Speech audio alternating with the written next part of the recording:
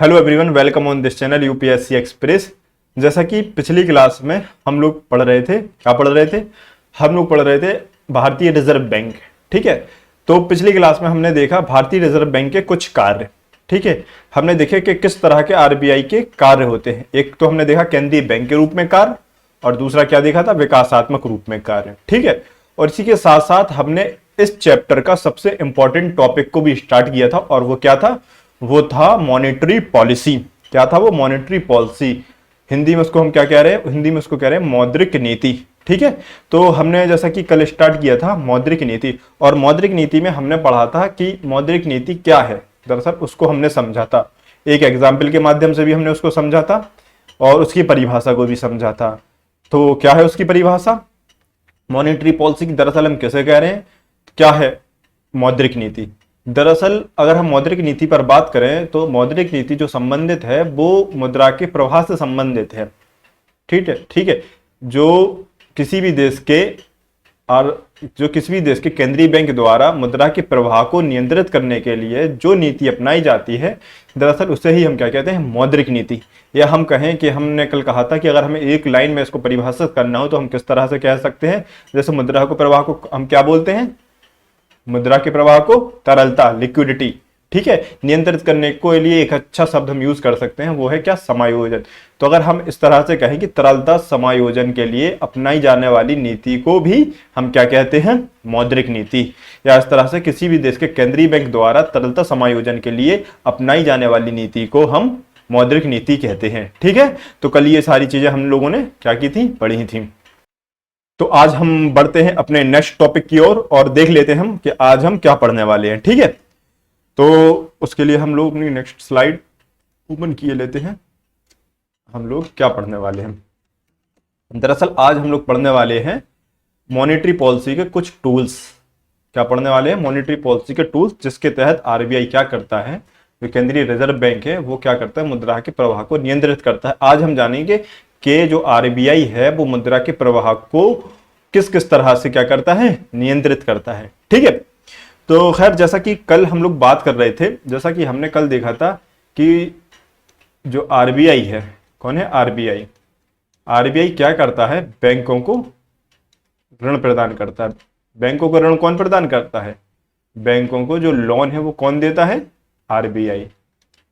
ठीक है, बैंकों को ऋण देने का काम करते हैं आरबीआई। ठीक है, अब बैंक जो है, बैंकों को आरबीआई जिस दर पर लोन देता है, ठीक है, जिस दर पर क्या देता है? लोन, उस दर को हम क्या कह रहे हैं? Repo rate. Repo rate. RBI द्वारा बैंकों को जिस दर पे या जिस रेट पर लोन दिया जाता है उसको हम क्या कहते हैं? Repo rate. ठीक है, अब हमने कल देखा था कि आरबीआई क्या करता है? बैंकों को रेपो रेट के माध्यम से ऋण देता है। अब जैसे हम मान लेते हैं कि आरबीआई ने क्या किया? आरबीआई ने बैंकों को 6% पर क्या दे रहा है? 6% पर लोन दे रहा है बैंकों को। ठीक है, तो अब जब वो 6% पर बैंकों को लोन दे रहा है तो ये क्या है? हम मान लेते हैं ये अभी क्या है? सस्ता लोन। ठीक है, तो अब लोग क्या कर रहे हैं? बैंक भी क्या है? लोगों को, बैंक क्या करता है? लोगों को लोन देता है, जनता को लोन देता है। तो जनता को उसने क्या दिया? लोन। जनता को लोन दिया। अब जो बैंक की रेट है, बैंक की रेट कितनी है? बैंक ने क्या किया? जनता को लोन दिया। बैंक ने मान लेते हैं ये 8% पर दिया। कितने परसेंट पर? 8% पे। अब ये कैसा लोन है? ये लोन है सस्ता लोन। अब जब लोन सस्ता मिलेगा तो जनता क्या करेगी? अधिक से अधिक क्या करेगी? लोन लेगी। जब जनता अधिक से अधिक लोन लेगी तो इससे मार्केट में जो मनी का फ्लो है, जो मनी फ्लो है, मनी फ्लो पे क्या होगा? बढ़ जाएगा। जब मनी फ्लो मार्केट में बढ़ जाएगा तो उससे क्या होगा? उससे लोग डिमांड क्रिएट करेंगे। डिमांड भी क्या होगी? डिमांड भी बढ़ जाएगी। जब डिमांड बढ़ जाएगी तो हमने कहा जैसे ही डिमांड बढ़ती है वो क्या करती है? मुद्रास्फीति को, किसको? मुद्रास्फीति को बढ़ा देती है। ये चीज समझ आई आपको? आरबीआई ने क्या किया? बैंकों को लोन दिया। वो लोन कैसा है? 6% वार्षिक ब्याज दर पर। अब ये मान लेते हैं ये कैसा है? सस्ता लोन है। अब ये सस्ता लोन है तो अब जब लोन सस्ता होगा तो जनता क्या करती है? जब भी कोई चीज सस्ती होती है तो वो क्या करती है? अधिक से अधिक लेने की कोशिश करती है। ठीक है, तो जनता का भी स्वभाव यही है। जनता ने भी क्या किया? लोन लेना क्या कर दिया? तेज कर दिया, मतलब अब वो लोन जो जनता है वो ज्यादा से ज्यादा ले रही है। क्या है? क्योंकि अभी लोन क्या है, कम है। जैसे ही लोन की जो ऋण की जो रेट है, जो ब्याज दर है, वो क्या है, ब्याज दर बहुत कम है। ब्याज दर कम होने की वजह से अब जो पब्लिक है, पब्लिक ने ऋण लेने क्या किया, ज्यादा किया। जब ऋण पब्लिक ज्यादा ले रही है तो पब्लिक क्या करेगी, डिमांड क्रिएट करेगी। क्यों? क्योंकि मार्केट में क्या है, मनी का फ्लो बढ़ गया है। अब मनी का फ्लो जब मार्केट में बढ़ जाएगा, उससे क्या होगी, डिमांड बढ़ेगी। डिमांड जैसे ही बढ़ती है वो मुद्रास्फीति को बढ़ा देती है।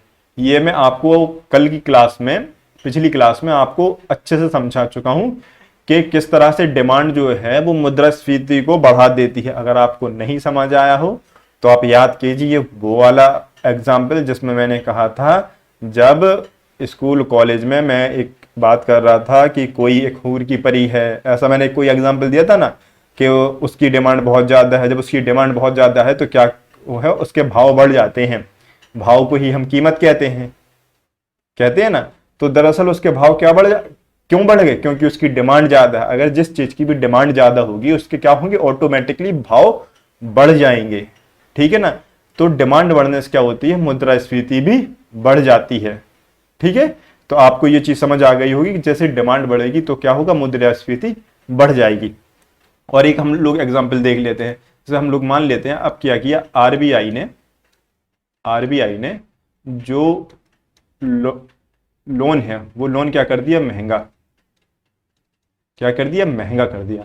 अब आरबीआई जो अभी 6% पर दे रहा था लोन, अब इसने क्या कर दिया, वो 8% कर दिया। ठीक है। और आपको तो ये पता है आरबीआई जिस दर पर बैंकों को लोन देता है या ऋण देता है उसको हम क्या कहते हैं, रेपो रेट। ठीक है, रेपो रेट। अर्थात अब आरबीआई ने क्या की, रेपो रेट बढ़ा दी। रेपो रेट जब बढ़ा दी 6%, ये पहले कितनी थी, 6%, अब बढ़ाकर कितनी कर दी, 8%। रेपो रेट बढ़ा दी। अब जब से आरबीआई रेपो रेट बढ़ा देगा तो इससे क्या होगा, बैंकों को लोन कैसा मिला, महंगा मिला। तो अब बैंक भी क्या करेगी, जनता को लोन कैसा देगी, कम नहीं देगी। आपको इस बात में कंफ्यूज नहीं होना कि वो कम देगी, नहीं, कम नहीं देगी, वो तो भरपूर मात्रा में देगी। लेकिन अब जब बैंकों को लोन महंगा मिलेगा तो बैंक भी क्या करेगी, जनता को लोन कैसा देगी, महंगा। अभी 8% में मिला तो ये भी जनता को क्या दे रही, 12% पर लोन। क्यों? क्योंकि इसकी भी जो कॉस्ट है, इसका बैंक का भी कॉस्ट बढ़ जाता है। कई तरह के कॉस्ट हैं तो उससे बढ़ गया। बैंकों ने भी क्या किया, अपनी जो ऋण है, जो ब्याज दर है, उसको बढ़ा दिया। अब जब क्या करेगी, बैंक ब्याज दर अपनी बढ़ा देगी तो जनता क्या करेगी, अब लोन लेना क्या कर देगी, या ऋण लेना कम कर देगी। जब जनता ऋण लेना कम कर देगी तो इससे क्या होगा, मार्केट में जो मनी का फ्लो है, हम जो बात कर रहे हैं मनी फ्लो को हम क्या बोल सकते हैं, तरलता। ठीक है। अब तरलता क्या होगी, तरलता भी क्या होगी मार्केट में, वो कम हो जाएगी। जब तरलता मार्केट में कम होगी तो डिमांड भी लोग क्या करेंगे, कम करेंगे। और जब डिमांड कम करेंगे तो मुद्रास्फीति क्या होगी, मुद्रास्फीति भी क्या हो जाएगी, कम हो जाएगी। दरअसल कल हमने इस बारे में चर्चा की थी। ठीक है। तो जैसा कि कल मैं इस बात पर चर्चा कर रहा था, तो इसी के क्रम में ऑफलाइन क्लास में क्या हुआ, एक बार एक बच्चे ने सवाल किया कि सर, जब आरबीआई बैंकों की जो रेपो रेट है, रेपो रेट को बढ़ाता है, और रेपो रेट को बढ़ाने से क्या होता है कि मनी फ्लो कम हो जाता है। मनी फ्लो से क्या होगी, डिमांड कम हो रही है, डिमांड से मुद्रास्फीति घट रही है। तो क्यों ना आरबीआई ऐसा करे कि वो लगातार क्या करे, रेपो रेट को बढ़ाता जाए। और जब लगातार वो रेपो रेट को बढ़ाएगा तो एक हद के बाद क्या होगा, मुद्रास्फीति बिल्कुल जीरो हो जाएगी। मुद्रास्फीति जीरो हो जाएगी और महंगाई बिल्कुल रहेगी नहीं। तो ये तो अर्थव्यवस्था के लिए अच्छा होगा।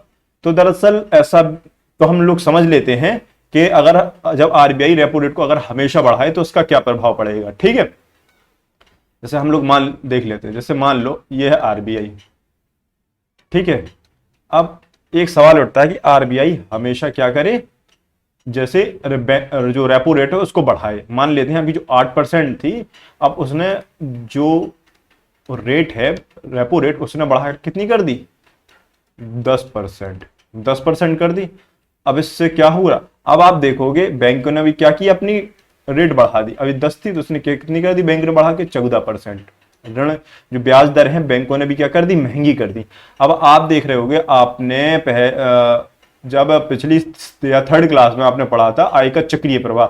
आय के चक्रीय प्रवाह में आपने देखा था जो ऋण की आवश्यकता किन किन को होती, एक तो परिवार को भी जरूरत होती है लोन की, जिसको हम कह रहे हैं जनता, हाउस होल्ड। ठीक है। अब आपने देखा जो औद्योगिक इकाई है, जो फर्म थी, फर्म क्या थी? एक उत्पादक इकाई, उत्पादक इकाई जो क्या कर रही थी? उत्पादन। उत्पादन किस चीज का कर रही थी वो? तो उत्पादन कर रही थी वो वस्तुओं का, गुड्स का और सर्विस का, वस्तुओं और सेवाओं का। दरअसल अगर हमने देखा कि अब आप देखोगे कि जो ऋण है वो केवल जनता थोड़ी लेती है। कौन लेता है? फर्म। औद्योगिक इकाइयां भी क्या लेती हैं? ऋण लेती हैं। तो फर्म क्या है? एक औद्योगिक इकाई। ठीक है। तो इस तरह से आप देखोगे कि ऋण की आवश्यकता सिर्फ परिवार को ही नहीं होती है, परिवार के साथ साथ जो औद्योगिक इकाइयां हैं, जो इंडस्ट्रीज हैं, उन्हें भी क्या होती है? ऋण की जरूरत होती है। ठीक है।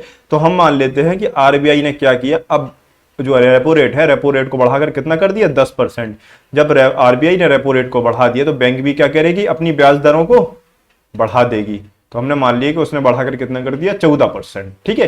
तो अब इससे क्या होगा? जो भी औद्योगिक इकाई है, या हम कहें जो भी औद्योगिक इकाई, इंडस्ट्रीज जो हैं,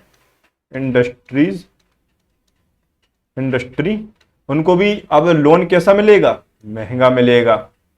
लोन उन्हें महंगा मिलेगा तो उससे क्या होगा? उनका क्या होगा? उत्पादन जो लागत है, जो उनका प्रोडक्शन कॉस्ट है, उत्पादन लागत, उसको दरअसल हम इरेज किए लेते हैं। अब क्या होगा? जो इंडस्ट्री है उनको की जो उत्पादन लागत है, उत्पादन लागत, इसको इंग्लिश में कहते हैं हम प्रोडक्शन कॉस्ट। क्या कहते हैं? Production cost. प्रोडक्शन कॉस्ट क्या होगी? वो भी क्या होगी? बढ़ जाएगी। जब उनकी प्रोडक्शन कॉस्ट बढ़ जाएगी तो अब कंपनी पता क्या करेगी? कंपनी क्या करेगी कि जो प्रोडक्शन कॉस्ट बढ़ने से क्या होगी, जो उसके एम्प्लॉय लगे हुए हैं या जो उसके वर्कर्स काम कर रहे हैं, वो उनकी छटनी करने लग जाएगी। वो क्यों? वो अभी हम समझ लेते हैं। दरअसल जब उत्पादन लागत बढ़ेगी तो उससे क्या होगा? रोजगार क्या होंगे? कम होंगे। तो दरअसल जब उत्पादन लागत बढ़ने से रोजगार कैसे कम हो रहे हैं, इस बात को हम समझ लेते हैं। ठीक है। जैसे कि हमने कहा उत्पादन लागत बढ़ गई, उत्पादन लागत बढ़ने से क्या हुआ? रोजगार कम हो रहे हैं। कैसे? जैसे कि हम मान लेते हैं एक कंपनी है, या एक कंपनी है, एक फैक्ट्री है, जो क्या करती है? जो क्या करती है? शर्ट बनाती है। क्या करती है? शर्ट बनाती है। हम मान लेते हैं कि वो कंपनी जो है एक दिन में 1000 शर्ट बनाती है। कितनी? एक दिन में 1000 शर्ट बनाती है। और वो 1000 शर्ट कितने कारीगर मिलकर बना लेते हैं? तो वो 1000 शर्ट जो है वो लगभग 10 कारीगर मिलकर 10 कारीगर मिलकर 1000 शर्ट बना लेते हैं। ठीक है। अब क्या होता है कि जो उत्पादन लागत है, जो प्रोडक्शन कॉस्ट है, वो बढ़ जाती है। जैसे शर्ट का कपड़ा महंगा हो गया, ठीक है ना, और अन्य सारे कई उत्पादन लागत में कई सारी चीजें होती हैं, बिजली महंगी हो गई और कभी कई सारी चीजें महंगी हुई। जब लोन महंगा होगा तो उसका प्रभाव क्या होगा? हर एक क्षेत्र पर पड़ेगा। तो उससे कई सारी चीजें क्या होंगी? महंगी हो जाएंगी। तो कई सारी चीजें महंगी होने से क्या होता है? जो कंपनी होगी, कंपनी की अब जो लागत होगी वो बढ़ जाएगी। जब कंपनी की लागत बढ़ जाएगी तो उससे क्या होगा? कंपनी का लाभ क्या होगा? कम होगा। अब कंपनी का जब जैसे ही लाभ कम होगा तो उस लाभ को पूरा करने के लिए या लाभ को बढ़ाने के लिए क्या करेगी? वो कंपनी क्या करेगी? उत्पादन, जो उत्पादन है, उत्पादन को, एक सेकंड, जैसे उत्पादन लागत बढ़ेगा तो उत्पादन लागत बढ़ने से क्या होगा? उत्पादन लागत बढ़ने से कंपनी क्या करेगी? उत्पादन को क्या करेगी? कम कर देगी। उत्पादन को कम कर देगी। ठीक है। जैसे मान लेते हैं अभी एक जो कंपनी है कितनी शर्ट बनाती थी एक दिन में? 1000 शर्ट। कितने कारीगर मिलकर बनाते थे? तो 10 कारीगर। अब हम मान लेते हैं ये जो 1000 शर्ट बना रही थी कंपनी, अब उसने क्या किया? वो 900 कर दी शर्ट। उसने उत्पादन को घटा दिया और घटाकर कितना कर दिया? 900। अब आप देख रहे थे कि 10 कारीगर 1000 शर्ट बना रहे हैं, तो 900 शर्ट कितने कारीगर बना लेंगे? 9 कारीगर। तो इस तरह से उसने क्या किया? एक कारीगर को क्या कर दिया?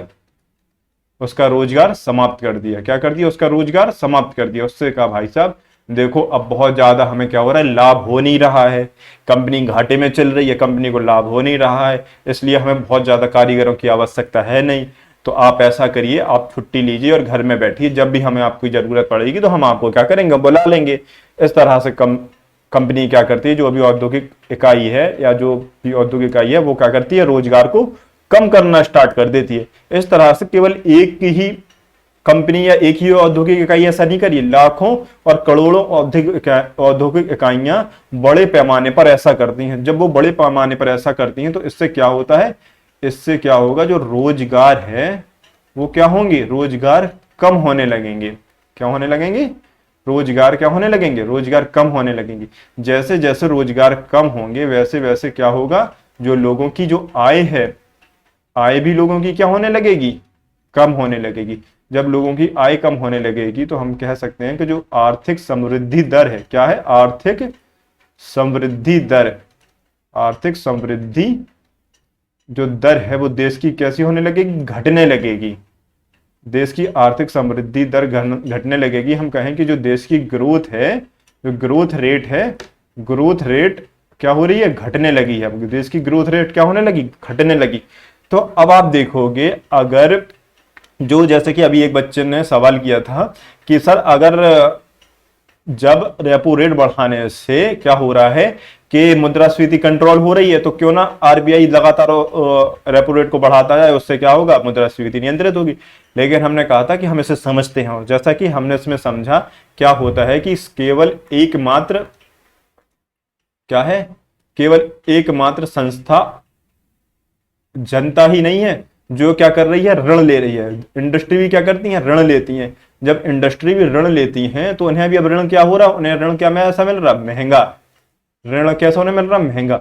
जब उन्हें ऋण महंगा मिलेगा तो अब उससे क्या होगा, तो उनका उत्पादन कॉस्ट भी बढ़ जाएगा। उनका जो प्रोडक्शन कॉस्ट है, उत्पादन लागत, वो बढ़ जाएगा।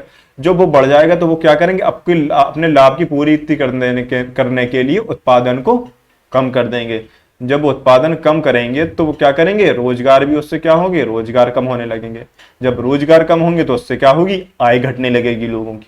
जब लोगों की आय घटेगी तो उसका सीधा सा प्रत्यक्ष प्रभाव पड़ेगा देश की आर्थिक समृद्धि दर पर। इससे क्या होगा, प्रति व्यक्ति आय लोगों की कम होने लगेगी और देश की जो आर्थिक समृद्धि दर है वो भी घटने लगेगी। ठीक है ना। तो अगर आरबीआई लगातार रेपो रेट को बढ़ाती है तो उसका एक नकारात्मक प्रभाव यह पड़ता है कि देश की जो आर्थिक ग्रोथ है वो घटने लग जाएगी। ठीक है, तो एक तो प्रभाव उसका यह पड़ता है। तो आप जैसे मान लेते हैं, अगर यहीं पे क्या हो, आरबीआई क्या करे, आरबीआई क्या करे, अगर आरबीआई बैंक रेट को अब क्या कर दे, 10% से घटाकर क्या कर दे, कम 6% कर दे, तो बैंकों को भी अब ऋण कैसा मिलेगा, सस्ता मिलेगा।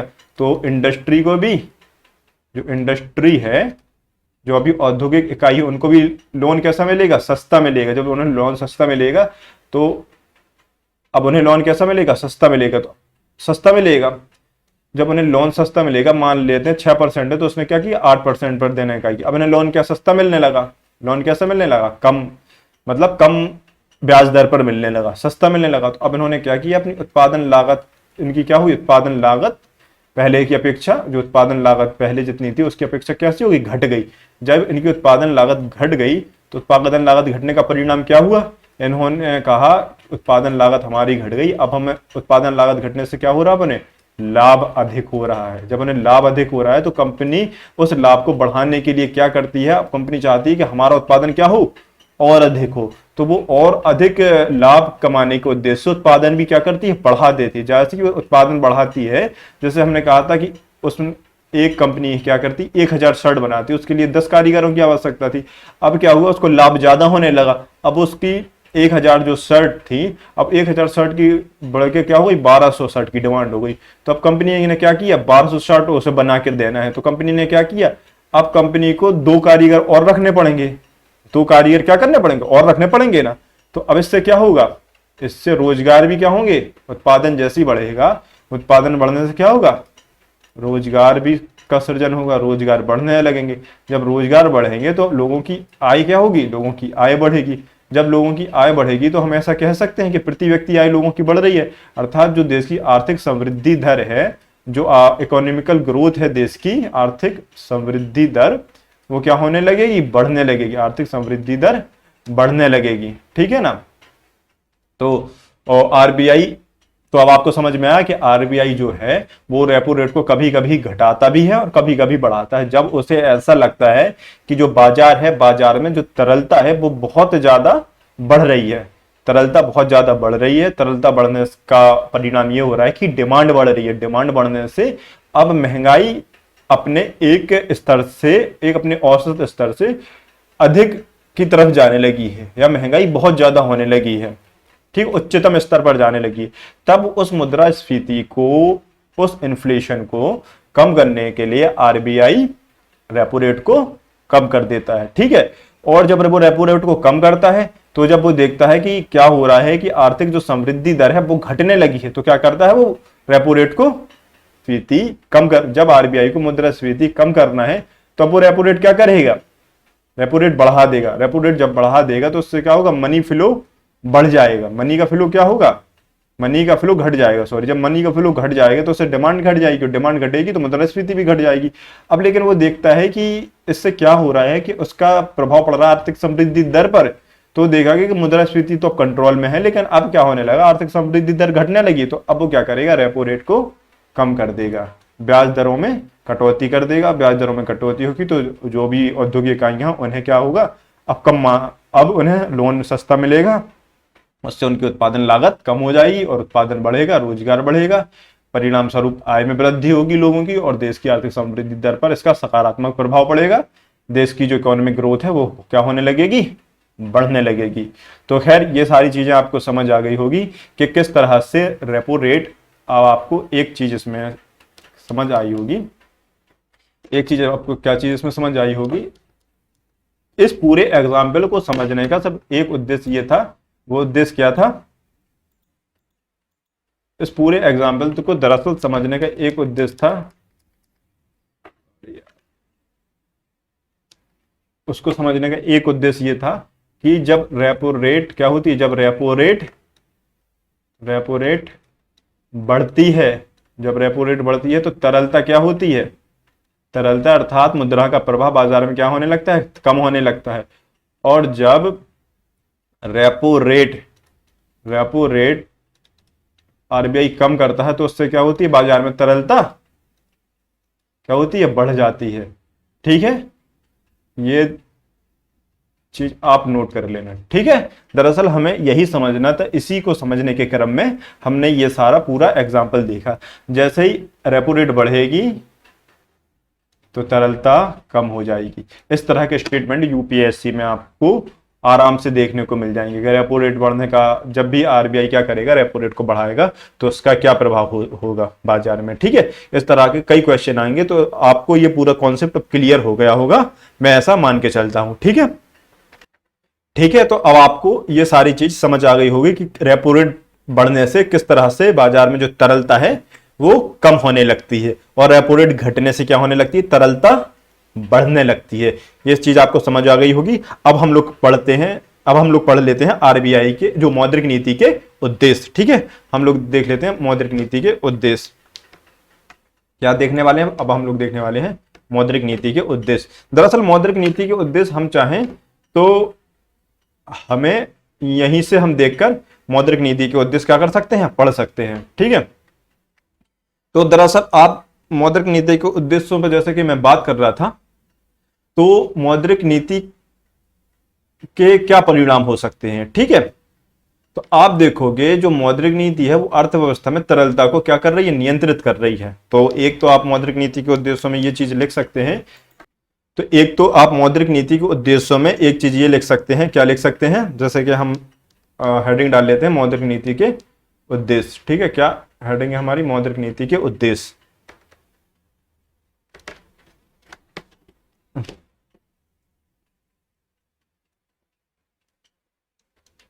मौद्रिक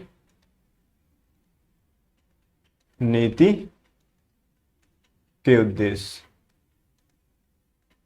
ठीक है, मौद्रिक नीति के उद्देश्य। अब हम समझ लेते हैं अपने उद्देश्य मौद्रिक नीति से। अब आप देखोगे मौद्रिक नीति के उद्देश्य में अर्थव्यवस्था में, ये अर्थव्यवस्था में क्या कर रहा है, तरलता को नियंत्रित, अर्थव्यवस्था में तरलता जो तरलता है, आप देखोगे अर्थव्यवस्था में जो मौद्रिक नीति है वो क्या कर रही है, अर्थव्यवस्था में तरलता को नियंत्रित कर रही है। अगर तरलता बहुत ज्यादा बढ़ जाती है तो वो क्या करती है, आरबीआई जो बैंक रेपो रेट है उसको क्या करती है, कम कर देती है, ठीक है। और जैसे ही तरलता उसे लगता है कि बाजार में बहुत ज्यादा बढ़ गई तो वो रेपो रेट बढ़ा देती है। ठीक है, तो आप देखोगे कि ये जो मौद्रिक नीति के एक उद्देश्य में आप ये एक लाइन क्या लिख सकते हो, आप लिख सकते हो कि ये क्या कर रही है,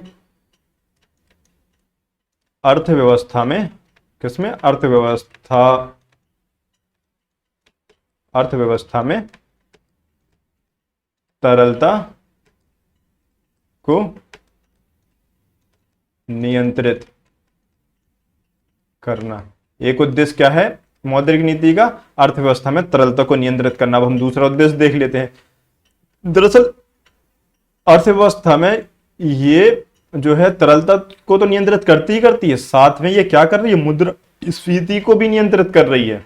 ठीक है ना, तो दूसरा उद्देश्य हम क्या लिख सकते हैं, दूसरा उद्देश्य हम लिख सकते हैं ये अर्थव्यवस्था में, क्या, अर्थव्यवस्था में मुद्रास्फीति को नियंत्रित करना। क्या करना, अर्थव्यवस्था में मुद्रास्फीति को नियंत्रित करना। ठीक है, अब जब मुद्रास्फीति नियंत्रित होगी तो उससे क्या होगी, अर्थात हम कह रहे हैं महंगाई नियंत्रित हो गई। महंगाई जब नियंत्रित होगी तो उसका एक, इससे क्या होगा, कीमतें भी, जो कीमतें हैं वो भी तो स्थिर रहेंगी।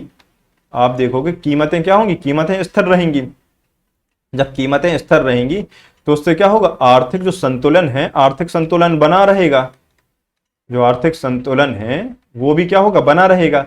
जब वस्तुओं और सेवाओं की जो महंगाई है, महंगाई जब अपने एक निम्न स्तर पर रहेगी तो कीमतें कैसी रहेंगी, स्थिर रहेंगी। और जब मान लो मुद्रास्फीति बहुत ज्यादा हो जाए, बहुत उच्चतम लेवल पर, तो कीमतें क्या होंगी, बहुत ज्यादा बढ़ जाएंगी। तो आप देख रहे होंगे कि जैसे ही महंगाई बढ़ती है तो आरबीआई तुरंत काम करना स्टार्ट करती है और रेपो रेट को क्या करना, बढ़ाना स्टार्ट कर देती है। तो इसका मतलब क्या हो रहा है, ये कीमतें स्थिर करने का एक तो इसका काम क्या है, ये कीमतें स्थिर कर रही है और आर्थिक संतुलन को भी बनाए रख रही है। तो हम जो नेक्स्ट अपना पॉइंट लिख सकते हैं, हम क्या लिख सकते हैं कि कीमत, जो इसका एक उद्देश्य क्या है, कीमत स्थिरता, एक अगला उद्देश्य क्या, कीमत स्थिरता और आर्थिक संतुलन बनाए रखना। और आर्थिक क्या करना, आर्थिक संतुलन, क्या करना, आर्थिक संतुलन बनाए रखना। ठीक है, आर्थिक संतुलन बनाए रखना। अब आप देखोगे एक और पॉइंट हम निकालते हैं यहां से। आप देखोगे जैसे ही आरबीआई क्या करती है, आरबीआई को लगता है कि अब आर्थिक समृद्धि दर क्या होने लगी है, घटने लगी है, तो वो क्या करती है, रेपो रेट को कम करना स्टार्ट कर देती है। जब रेपो रेट को कम करती है तो इंडस्ट्रियों को लोन सस्ता मिलता है, उससे उत्पादन लागत कम होती है, तो उत्पादन को क्या होता है, उत्पादन क्या होता है, प्रोत्साहन। उत्पादन को क्या मिलता है, प्रोत्साहन मिलता है। उत्पादन को क्या मिलता है, प्रोत्साहन। तो एक नेक्स्ट पॉइंट हम ऐसा भी तो लग सकते हैं कि औद्योगिक उत्पादन को प्रोत्साहित करना। एक इसका और जो मौद्रिक नीति का एक उद्देश्य क्या हो सकता है, औद्योगिक, क्या हो सकता है, औद्योगिक उत्पादन को प्रोत्साहित करना। क्या करना, औद्योगिक उत्पादन को प्रोत्साहित करना। ठीक है, अब आप एक चीज और देखोगे, एक पॉइंट अगर हम और देखें तो दरअसल जो ये है हमारी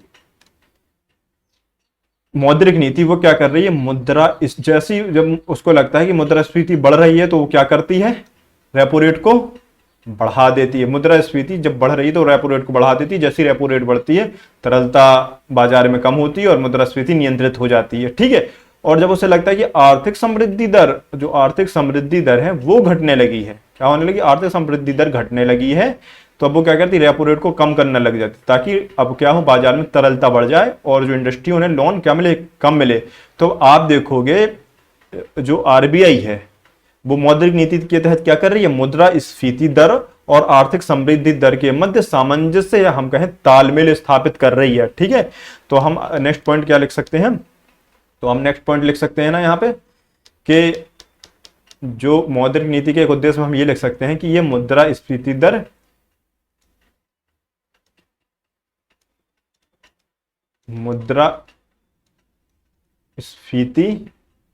मुद्रास्फीति दर और किसमें, मुद्रास्फीति दर और आर्थिक समृद्धि दर,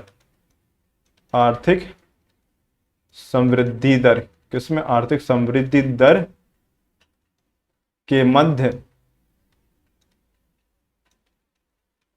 सामंजस्य स्थापित करने का प्रयास करती है। ठीक है, तो ये क्या करती है, मुद्रास्फीति दर और आर्थिक समृद्धि दर के मध्य सामंजस्य स्थापित करने का प्रयास करती है। तो आपने मौद्रिक नीति के उद्देश्यों में क्या देखा, आपने मौद्रिक नीति के उद्देश्यों में देखा कि जो मौद्रिक नीति के उद्देश्य में देखा आपने कि अर्थव्यवस्था में क्या कर रही है, तरलता को नियंत्रित। ठीक है, साथ ही साथ तरलता को नियंत्रित करने के साथ मुद्रास्फीति को भी, जो महंगाई है, इन्फ्लेशन है, उसको भी नियंत्रित करने का प्रयास करती है। इसके साथ साथ कीमत स्थिरता, ताकि कीमतें स्थिर रहें और आर्थिक संतुलन भी बना रहे।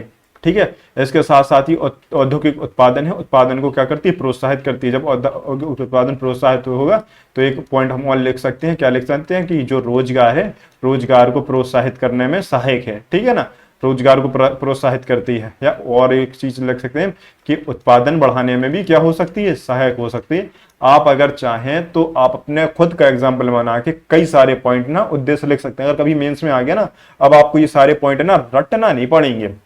जैसे कि पीपीटी बना के लाई और सारे लिखवा दिए, सारे पीपीटी में लिखा हुआ पहले ही से, देखो बच्चों ये देखो ये होता है, और अंडरलाइन करते ऐसे ऐसे अंडरलाइन करते जा रहे हैं, देखो ये ऐसा होता है, ऐसा होता है।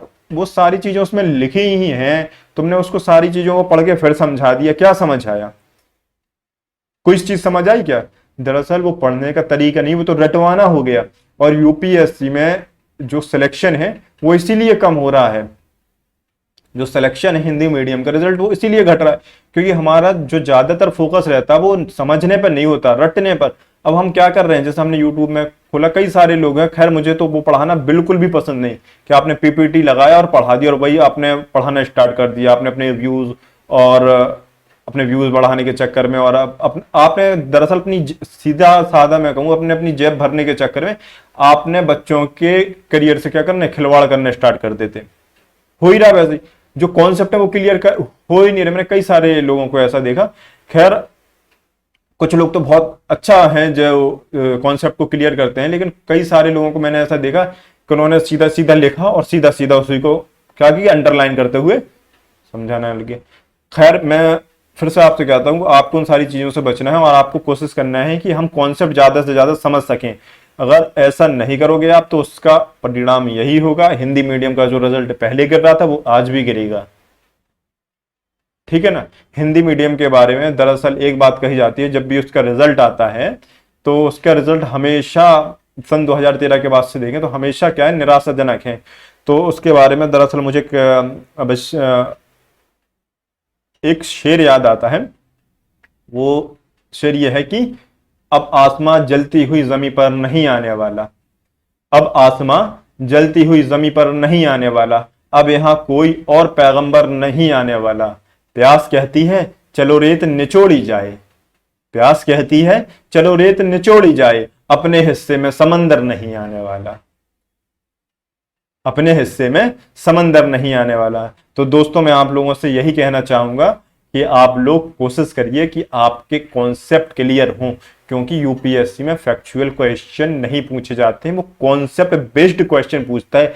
जब आपके कॉन्सेप्ट क्लियर रहेंगे तो इस तरह के आप कई सारे ना पॉइंट खुद से निकाल पाओगे। जब आप खुद के अंदर आपके अंदर ये जो तकनीक डेवलप हो जाएगी पॉइंट निकालने की, फिर तो आपको क्या है, आपके माइंड में सारी चीजें चलेंगी, आप मेंस में बहुत अच्छा कर पाओगे।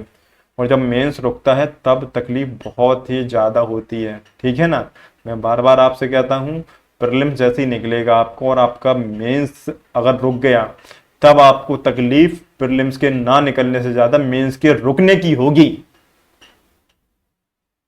बड़ी तकलीफ होती है कि जब आप सफलता के बिल्कुल द्वार तक जाके और फिर वापस लौट आए, उतनी ही तकलीफ होती है जब पहला ब्रेकअप होता ना, बिल्कुल वैसी उतनी तकलीफ होती जब मेंस नहीं निकलता।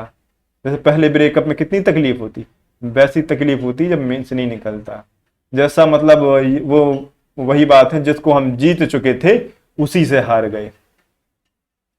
ठीक है ना, आप जिसके लिए कहते ना कि जिसके लिए हम दुनिया से लड़ रहे थे और बाद में आके लास्ट में क्या हुआ, हम उसी से हार गए।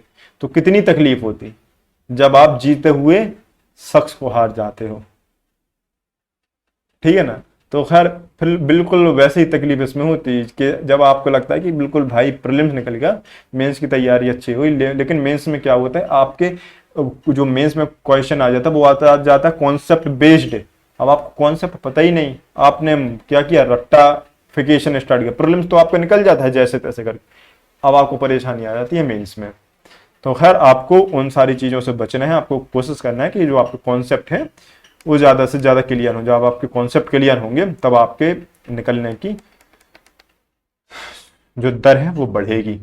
ठीक है। तो अब हम लोग बढ़ते हैं अपने नेक्स्ट टॉपिक की ओर। ठीक है। अब हम लोग पढ़ने वाले हैं क्या, तो अब हम लोग पढ़ने वाले हैं मौद्रिक नीति के प्रकार। दरअसल जो ये जो मौद्रिक नीति है वो कितने प्रकार की होती है, अब हम उस चीज को समझ लेते हैं। तो चलते हैं आगे अपनी नेक्स्ट स्लाइड पर, जहां हम लोग समझेंगे कि मौद्रिक नीति जो है वो कितने प्रकार की होती है। दरअसल जो मौद्रिक नीति है, कौन सी नीति, मौद्रिक नीति, जो मौद्रिक नीति है वो दो प्रकार की होती है। मौद्रिक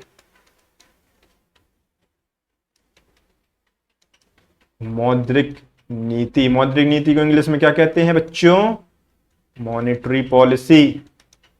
अरे बच्चों मौद्रिक नीति को क्या कहते हैं, मॉनेटरी पॉलिसी। खैर मैं आपसे जो ये सारी चीजें मैंने अभी बातें कही वो मैं कह ही सकता हूं, समझना और नहीं समझना वो आपके हाथ में है। कई सारी चीजें क्या होती हैं इंसान को तब समझ आती हैं जब ठोकर लग चुकी होती है। ठीक है ना, उससे पहले नहीं समझ आती। जब कई बार ऐसा हुआ होता है कि कोई शख्स जब नया नया प्यार मोहब्बत में पड़ता है तो ऐसा शख्स जो मोहब्बत में हारा हुआ होता है वो उसे समझाता है, कहता है बेटा प्यार मोहब्बत के चक्कर में नहीं पड़ो वरना पछताओगे, प्यार मोहब्बत के चक्कर में नहीं पड़ो वरना बहुत पछताओगे। ठीक है ना।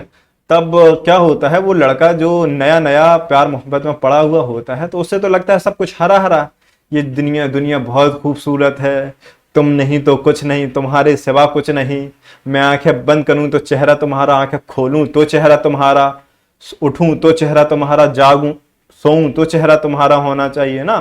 तो हर चीज लगती है कि जो दुनिया है ना उसी के इर्द गिर्द घूम रही है, तब सारी चीजें बहुत अच्छी लगती है। ठीक है ना। तो इस पर एक शायर है, उन्होंने बहुत अच्छी बात कही है, वो कहते हैं कि जब तक ना लगे बेवफाई की नजर, क्या कहते हैं, वो कहते हैं कि जब तक ना लगे बेवफाई की नजर हर एक आशिक को अपनी पसंद पर नाज होता है। दरअसल जब उस बच्चे से को समझाया जाता है कि बेटा मत पढ़ो इस चक्कर में, तब उसे कोई चीज समझ नहीं आती है। और जब वो चोट खाता है, जब वो ठोकर खाता है वहां पर जहां उसे समझाया गया था कि बेटा तुम्हें यहां नहीं जाना है, यहां तुम चोट खाओगे, ये वो जगह है जहां से कई लोगों ने ठोकरें खाई हैं, तुम भी खाओगे, 100% खाओगे। लेकिन वो नहीं मानता है, ठोकर खाता है, फिर सारी जिंदगी रोता है। ठीक है ना। ऐसा ही मैं आपको अभी समझा रहा हूं। तो कई सारी चीजें हैं जो कई सारी लोगों को ठोकरें लगी हैं वहां पर। ठीक है। तो मैं आपको वही समझा रहा हूं कि आपको उन ठोकरों से बच के चलना है। यूपीएससी दरअसल वो चीज नहीं है कि हमें क्या पकड़ के चलना है, उसके साथ साथ ये भी इंपॉर्टेंट है इसमें कि हमें कहां से बच के चलना है, कहां से निकलना है और कहां से बच के चलना है, वो भी बहुत ही इंपॉर्टेंट टॉपिक है इसका। ठीक है ना। तो खैर मैं आशा करता हूं कि आप ये सारी चीजें मानेंगे और आप लोग कोशिश करेंगे कि टू द पॉइंट आप लोग फोकस करें उस चीज पर जो चीजें यूपीएससी आपसे डिमांड कर रहा है। ठीक है ना। लोगों की बातों में बिल्कुल मत जाओ कि मैं क्या कह रहा हूं, दुनिया क्या कह रही है, ये क्या कह रहा, फलाना क्या कह रहा, ढिमाका क्या कह रहा, दुनिया कुछ भी करी भाड़ा में जाए, दुनिया का काम है कहना, कहने दो, कुछ भी नहीं होगा। ठीक है ना। सबसे इंपॉर्टेंट बात है कि यूपीएससी आपसे किस चीज की डिमांड कर रही है। आपको अगर ये चीज बात जाननी है कि एग्जाम में क्वेश्चन कैसे आ रहे हैं, तो आप पिछले सालों के जो क्वेश्चन पेपर्स हैं, जो प्रीवियस ईयर से क्वेश्चन पेपर हैं प्रीलिम्स के, आप उन्हें उठाओ, आप मेंस के क्वेश्चन उठाओ। दरअसल जो मैं बात कह रहा हूं वो बात सही है या नहीं। ठीक है ना। जब आप देखोगे तब आप पाओगे कि हाँ इसमें जो क्वेश्चन आ रहे हैं वो कॉन्सेप्ट बेस आ रहे हैं, इसमें कोई भी ऐसा क्वेश्चन नहीं है जो फैक्चुअल डेटा पे बेस हो, जो फैक्चुअल हो, या उसमें पूछ लिया गया हो कि बताओ कि आरबीआई का मुख्यालय कहां पर है, हाँ आरबीआई की स्थापना कब हुई थी। इस तरह का कोई भी क्वेश्चन यूपीएससी के इकोनॉमिक्स में प्रीलिम्स में नहीं पूछा जाता, मेंस में भी नहीं, कॉन्सेप्ट बेस्ड क्वेश्चन होते हैं। हाँ राज्य स्तरीय लोक सेवा में ऐसे क्वेश्चन पूछ लिए जाते हैं। अगर आप यूपीएससी की तैयारी कर रहे हैं तो आपको बहुत ध्यान से और बहुत ही संभल के टू द फोकस, बहुत ही एक बेहतर स्ट्रेटजी की तरफ चलना है, ठीक है ना। तो खैर उम्मीद करता हूं कि आप उस डगर पर चलेंगे जो डगर आसान है, जो डगर आपको सफलता दिलाएगी। उस डगर पर चलेंगे जो डगर मुश्किल है, और जिस डगर में असफलता हाथ लगेगी तो उससे क्या होगा, नुकसान आपका है। खैर मेरा तो मकसद था आपको गाइड करना, तो मैं आपको गाइड कर देता हूं, बाकी करना ना करना आपके हाथ में। खैर हम लोग आगे चलते हैं मौद्रिक नीति के ऊपर। दरअसल हम लोग पढ़ रहे थे मौद्रिक नीति के प्रकार। तो हम लोगों ने देखा जो मौद्रिक नीति है अभी देखा ही कहां है। कुछ बच्चे कह रहे होंगे अभी देखा ही कहां है, अभी 2 घंटे से तो भाषण दिए जा रहे हो। तो खैर हम लोग पढ़ रहे थे मौद्रिक नीति। मौद्रिक नीति के प्रकार में हम देख रहे थे, दरअसल जो मौद्रिक नीति है वो 2 प्रकार की होती है। एक होती है कठोर मौद्रिक नीति, और एक को दरअसल हम कहते हैं सस्ती मौद्रिक नीति। कैसी मौद्रिक नीति? सस्ती मौद्रिक नीति। जो कठोर मौद्रिक नीति है, लिख लेते हैं हम लोग, लिख कर बात करते हैं, ठीक है ना। एक कौन सी मौद्रिक नीति है? कठोर मौद्रिक नीति। और दूसरी कौन सी बताई मैंने? दरअसल जो दूसरी मौद्रिक नीति है वो सस्ती मौद्रिक नीति। दूसरी कौन सी नीति? सस्ती मौद्रिक नीति। दरअसल ये जो कठोर मौद्रिक नीति है इसको दरअसल हम लोग संकुचित मौद्रिक नीति भी कहते हैं। अगर आप कहीं पर ये लिखा मिल जाए संकुचित मौद्रिक नीति, कौन सी मौद्रिक नीति बच्चों? संकुचित मौद्रिक नीति। कौन सी नीति? संकुचित मौद्रिक नीति। और कहीं पर अगर आपको मिल जाए सस्ती मौद्रिक नीति या विस्तारकारी मौद्रिक नीति, कौन सी नीति? विस्तारकारी मौद्रिक नीति। तो आपको अगर कहीं विस्तारकारी मौद्रिक नीति लिखा मिल जाए तो आपको समझ लेना ये सस्ती मौद्रिक नीति है। और कहीं अगर मिले कि संकुचित मौद्रिक नीति तो आपको मान लेना है कि वो कौन सी मौद्रिक नीति है? कठोर मौद्रिक नीति, ठीक है। दरअसल कठोर मौद्रिक नीति को इंग्लिश में कहते हैं हम टाइट मॉनेटरी पॉलिसी, और सस्ती मौद्रिक नीति को कहते हैं लूज मॉनेटरी पॉलिसी, ठीक है। तो अब हम लोग समझ लेते हैं कि दरअसल सस्ती और कठोर मौद्रिक नीति में फर्क क्या है, किसे हम कठोर मौद्रिक नीति कह रहे हैं और किसे हम सस्ती मौद्रिक नीति कह रहे हैं, इसको दरअसल हम लोग देख लेते हैं, ठीक है। दरअसल जो कठोर मौद्रिक नीति है, कठोर मौद्रिक नीति के अंतर्गत क्या करता है आरबीआई क्या करता है कि जो ब्याज दरें हैं उन ब्याज दरों में वृद्धि जो कठोर मौद्रिक नीति है, कठोर मौद्रिक नीति के तहत आरबीआई क्या करता है कि जो ब्याज दरें हैं उन ब्याज दरों में क्या करता है? वृद्धि कर देता है, ठीक है। तो हम लोग समझ लेते हैं कि इसके अंतर्गत, कठोर मौद्रिक नीति के अंतर्गत आरबीआई क्या करता है? ब्याज दरों में क्या करता है? ब्याज दरों में वृद्धि कर देता है, ठीक है। जब वो ब्याज दरों में वृद्धि करेगा तो इससे क्या होगा? तरलता कम हो जाएगी। जब तरलता कम होगी तो तरलता कम होने से क्या होगा कि जो डिमांड होगी, डिमांड कम हो जाएगी। जब डिमांड कम होगी तो क्या होगी? मुद्रास्फीति क्या होगी? नियंत्रित हो जाएगी। तो हम एक ऐसा कह सकते हैं कि अब हम अगर कहें कि आरबीआई कठोर मौद्रिक नीति कब अपनाता है, तो दरअसल आरबीआई कठोर मौद्रिक नीति तब अपनाता है जब वो देखता है कि जो बाजार है, बाजार में मुद्रास्फीति बहुत अधिक है। जब उसे लगता है कि बाजार में मुद्रास्फीति है तो वो कठोर मौद्रिक नीति का पालन करता है। कठोर मौद्रिक नीति के अंतर्गत वो क्या करता है? तो कठोर मौद्रिक नीति के तहत बच्चों वो ब्याज दरों को क्या करता है? बढ़ा देता है। जैसे ही ब्याज दरों को बढ़ाएगा तरलता कम हो जाएगी, तरलता मार्केट में कम होगी, अर्थात तरलता क्या है? मुद्रा का प्रवाह। मुद्रा का प्रवाह, लोगों के पास मुद्रा क्या होगी? कम हो जाएगी। जब लोगों के पास मुद्रा ही कम होगी, पैसा जेब में जब कम होगा तो उनकी जो गर्मी होगी उनके अंदर वो कम हो जाएगी। कहते हैं ना कि जब लोगों की जेब में पैसा होता तो गर्मी सर चढ़ के बोलती, और नहीं होता तो भीगी हुई बिल्ली की तरह बोलते, भीगी हुई बिल्ली की तरह बन जाते लोग। तो क्या होगा, जब पैसा अधिक होगा तो डिमांड वो बहुत करेंगे, डिमांड बहुत ज्यादा करेंगे तो इन्फ्लेशन बढ़ जाएगी। तो आरबीआई कहता है कि रुको, आरबीआई के पास होता है चाबुक। क्या होता है? चाबुक। कौन सा चाबुक? रेपो रेट का चाबुक, ब्याज दर का चाबुक। वो ब्याज दर एक चाबुक मार के रेपो रेट को बढ़ा देता है, तरलता कम, डिमांड कम, मुद्रास्फीति नियंत्रित। समझ आ गई होगी ये चीज, ठीक है। अब हम लोग समझ लेते हैं सस्ती मौद्रिक नीति क्या है। दरअसल सस्ती मौद्रिक नीति के अंतर्गत आरबीआई क्या करता है, आरबीआई इसके अंतर्गत क्या करता है कि जो ब्याज दरें हैं, ब्याज दरें, जो ब्याज दरें हैं उन ब्याज दरों को क्या कर देता है, वो ब्याज दरों को कम कर देता है। क्या करता है, जब ब्याज दरों को वो कम करता है तो उसके परिणाम स्वरूप क्या होता है, जो औद्योगिक इकाइयां हैं, औद्योगिक इकाइयां,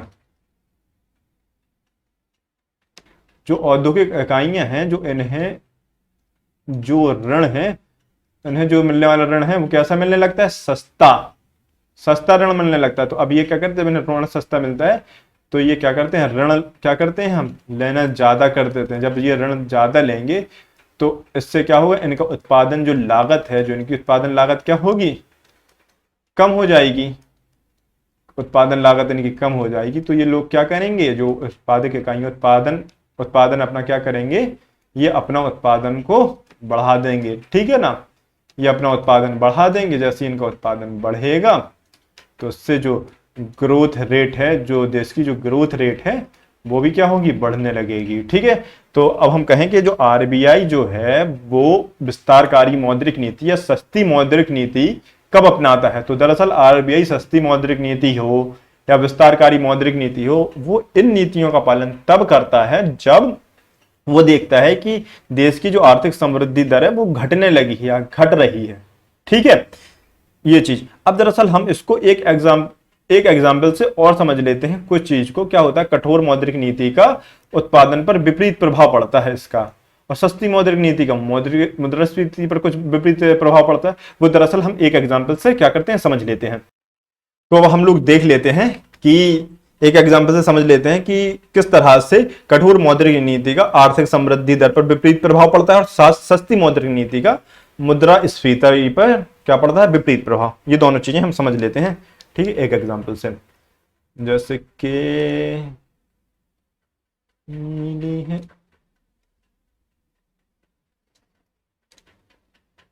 जैसे ये है मौद्रिक, थोड़ा सा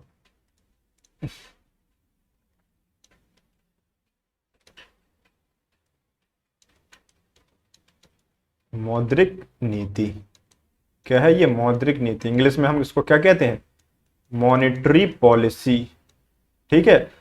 अब दरअसल हमने अभी बात की, जो मौद्रिक नीति होती है वो कितने प्रकार की होती है, कितने प्रकार की होती है, दो प्रकार की। कौन कौन सी, कठोर मौद्रिक नीति और सस्ती मौद्रिक नीति। तो एक मौद्रिक नीति हम मान लेते हैं यह है कठोर मौद्रिक नीति, एक होती है कठोर मौद्रिक नीति और दूसरी कौन सी होती है, सस्ती मौद्रिक नीति, ठीक है। कठोर मौद्रिक नीति, दरअसल जब मौद्रिक नीति कठोर होगी तो क्या होगा, आरबीआई जब मौद्रिक नीति कठोर होगी, ठीक है, जैसे जब मौद्रिक नीति कठोर होगी, अर्थात कठोर मौद्रिक नीति क्या है, जब आरबीआई क्या करता है, रेपो रेट बढ़ा देता है या जब ब्याज दरों को क्या करता है, बढ़ा देता है। इसके तहत आरबीआई क्या करता है, ब्याज दरों को क्या करता है, ब्याज दर बढ़ा देता है। जब आरबीआई ब्याज दर बढ़ा देगा तो इससे क्या होगा, अब लोन महंगा मिलेगा ना बैंक को। अब जब लोन, कठोर मौद्रिक नीति के क्या तहत क्या किया उसने, रेपो रेट बढ़ा दी, रेपो रेट बढ़ाने से क्या हुआ, बैंकों को लोन महंगा मिला, लोन महंगा मिला, ब्याज दर बढ़ गई। तो अब बैंक भी क्या करेंगे, अपनी ब्याज दर बढ़ा देंगे। जब बैंक अपनी ब्याज दर बढ़ा देंगे तो जनता क्या करेगी, कम से कम लोन लेगी, ऋण कम से कम लेगी। तो इससे क्या होगा, बाजार में जो तरलता है, क्या है, तरलता, लिक्विडिटी, वो क्या होगी, कम हो जाएगी। जब तरलता कम होगी तो आर्थिक समृद्धि दर, कौन सी दर, आर्थिक समृद्धि जो दर है, अरे सॉरी, आर्थिक समृद्धि दर नहीं, तरलता जब कम होगी तो जो मुद्रास्फीति है, सॉरी, क्या होगा, मुद्रास्फीति,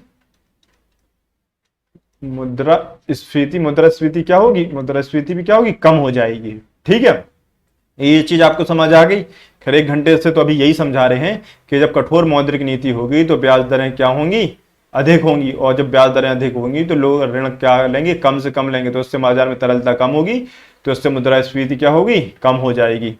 ठीक है, तो दरअसल हम कहें कि मुद्रास्फीति को कम करने के लिए आरबीआई क्या करता है, कठोर मौद्रिक नीति का पालन करता है। ठीक है, अब सवाल उठता है, अब दूसरा चीज ये है कि जब आरबीआई सस्ती मौद्रिक नीति का पालन करता है तो उसके तहत क्या होता है, ब्याज दरों को वे क्या करता है, ब्याज दरों को कम कर देता है। जब वो ब्याज दरें कम करेगा तो क्या होगा, तरलता क्या होगी बेटा, बढ़ जाएगी, ब्याज दरें कम होंगी, अर्थात ऋण क्या हो गया, अब सस्ता मिल रहा है। जो चीज सस्ती होती है वो लोग ज्यादा खरीदते हैं या वो ज्यादा लेते हैं। जैसे ही बैंकों ने अपनी ब्याज दरें घटाई, लोगों ने ज्यादा से ज्यादा क्या किया, ऋण लेना स्टार्ट कर दिया, लोन। ठीक है, तो इससे क्या हुआ, बाजार में जो मुद्रा का प्रवाह है, लिक्विडिटी है, तरलता है, वो बढ़ने लगी। अब जब तरलता बढ़ेगी तो क्या होगा, तरलता बढ़ेगी तो अब जब आप देखोगे जो लोगों के साथ क्या क्या, औद्योगिक इकाइयां भी तो क्या करती हैं, औद्योगिक इकाइयां ऋण लेती हैं। तो औद्योगिक इकाइयां ने क्या किया, अधिक से अधिक ऋण लेना स्टार्ट किया। उससे क्या हुआ, उनकी उत्पादन लागत क्या हुई, कम हुई, उत्पादन लागत कम हुई, उत्पादन उनका बढ़ गया, उन्हें लाभ ज्यादा मिल रहा है। तो जब उन्हें लाभ ज्यादा मिलेगा तो वो लाभ और पाने के मतलब लाभ और पाने के उद्देश्य से, हम ये कहें लाभ और पाने की लालच में, वो अपना प्रोडक्शन क्या करेंगे, और बढ़ा देंगे, उत्पादन और बढ़ाएंगे, ताकि उन्हें क्या हो, उत्पादन बढ़ाने से और लाभ हो। जब भी उत्पादन और बढ़ाएंगे तो उत्पादन के लिए क्या हुआ, रोजगार की तो आवश्यकता होगी, तो क्या होगा, रोजगार सृजित होंगे। जब रोजगार सृजित होंगे तो लोगों को रोजगार मिलेगा, लोगों को रोजगार मिलेगा तो उनकी आय बढ़ेगी, लोगों की आय बढ़ेगी तो लोगों की आय बढ़ने से क्या होगा, प्रति व्यक्ति आय बढ़ेगी, पर कैपिटा इनकम ग्रोथ करेगी। हम कह सकते हैं कि जो देश की आर्थिक समृद्धि दर है वो क्या होगी, बढ़ेगी। तो यहां पर हम क्या लिख सकते हैं, आर्थिक समृद्धि दर क्या होगी, बढ़ेगी। ठीक है ना, तो अब आय की आर्थिक समृद्धि, अगर अब की जो आरबीआई है वो सस्ती मौद्रिक नीति का पालन कब करता है, जब उसे लगता है कि देश की आर्थिक समृद्धि दर घट रही है, तो आर्थिक समृद्धि दर को बढ़ाने के लिए वो क्या करता है, सस्ती मौद्रिक नीति का पालन करता है।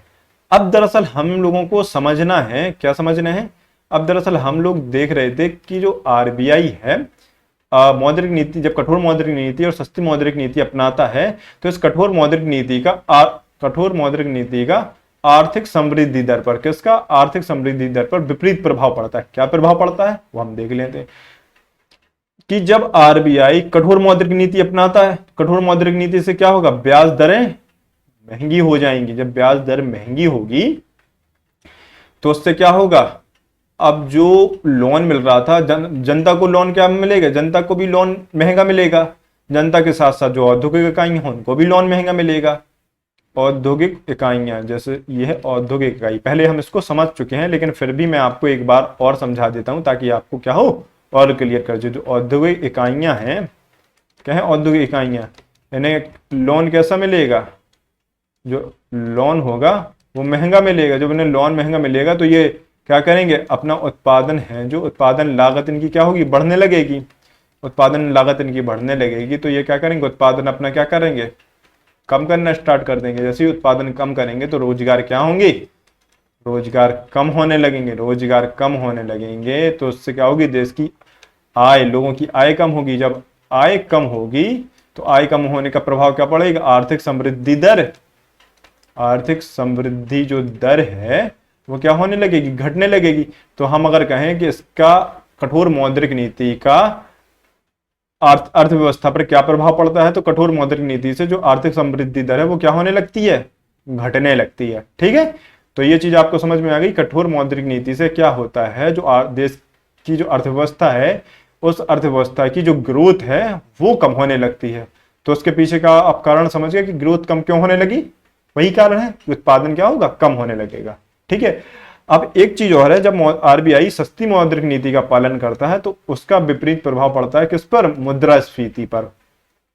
तो हम समझ लेते हैं क्या, जब सस्ती मौद्रिक नीति होगी तो क्या होगा? जब सस्ती मौद्रिक नीति होगी तो ब्याज दर क्या होगी? ब्याज दर, जो ब्याज दर होगी वो कम हो जाएगी। जब ब्याज दर कम होगी तो अब लोग क्या करेंगे? लोग क्या करेंगे? अधिक से अधिक क्या लेंगे? ऋण लेंगे। ऋण लेना क्या कर देंगी जनता? अधिक, बहुत ज्यादा कर देगी, अधिक से अधिक ऋण लेगी, जिससे मार्केट में क्या होगी? तरलता, लिक्विडिटी, मुद्रा का प्रवाह बढ़ जाएगा। जब मुद्रा का प्रवाह बढ़ जाएगा तो लोग डिमांड अधिक करेंगे। जब डिमांड अधिक करेंगे तो इससे क्या होगी? मुद्रास्फीति जो है, मुद्रास्फीति भी क्या होगी? बढ़ जाएगी। तो क्या होगी इसका एक प्रभाव? मुद्रास्फीति को बढ़ा देता है। तो सस्ती मौद्रिक नीति का एक विपरीत प्रभाव ये भी होता है कि वो अर्थव्यवस्था में क्या करता है कि जो मुद्रास्फीति है उसको बढ़ा देता है। ये सारी चीजें मैं उम्मीद करता हूं आपको समझ आ गई होंगी। अगर नहीं समझ आई हैं मेरे बच्चों तो मैं एक बार और उसको क्या किए देता हूँ? रिवीजन किए देता हूँ उसका, ताकि आप लोगों को बेहतर क्लियर हो। हम लोग पढ़ रहे थे मौद्रिक नीति। कौन सी नीति? मौद्रिक नीति। हमने पढ़ा कि मौद्रिक नीति जो है वो दो प्रकार की होती है। एक होती है कठोर मौद्रिक नीति, एक होती है सस्ती मौद्रिक नीति। कठोर मौद्रिक नीति वो ऐसी नीति है जब आरबीआई क्या करता है? ब्याज दरों को क्या करता है? ब्याज दरों को बढ़ा देता है। जब वो ब्याज दरों को बढ़ाता है तो उससे क्या होती है? तरलता कम हो जाती है। जब तरलता कम होगी तो मुद्रास्फीति घटने लगेगी। ठीक है। और जब वो सस्ती मौद्रिक नीति का पालन करता है तो सस्ती मौद्रिक नीति के तहत क्या होता है? ब्याज दरें कम हो जाती है। जब ब्याज दर कम होगी तो ब्याज दरों के कम होने से तरलता क्या होगी? बाजार में वो बढ़ जाएगी। तरलता बाजार में बढ़ेगी। इससे क्या होगा?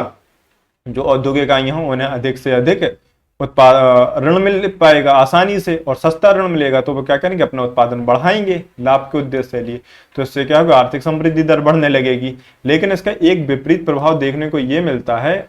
वो क्या है? एक विपरीत प्रभाव देखने को इसका विपरीत प्रभाव देखने को ये मिलता है कि कठोर मौद्रिक नीति से जब ब्याज दर महंगी हो जाती हैं, क्या होती है? ब्याज दर महंगी हो जाती हैं तो जो औद्योगिक इकाई हैं या जो फर्म है उन्हें भी ऋण महंगा मिलता है। तो उसकी वजह से वो क्या होता है? उसकी वजह से वो अपना उत्पादन घटा देते हैं। उत्पादन घटाने से रोजगार कम होते हैं, जिससे क्या होने लगती है? जो आर्थिक समृद्धि दर पर उसका विपरीत प्रभाव पड़ता है और आर्थिक समृद्धि दर घटने लग जाती है। क्या करने लग जाती है? घटने लग जाती है। ठीक है। इसी तरह सस्ती मौद्रिक नीति की अगर हम बात करें तो सस्ती मौद्रिक नीति में क्या होता है? सस्ती मौद्रिक नीति में जो विपरीत प्रभाव पड़ता है वो ये कि जनता अधिक से अधिक क्या करती है? ऋण लेना चालू कर देती है, लोन लेना स्टार्ट कर देती है।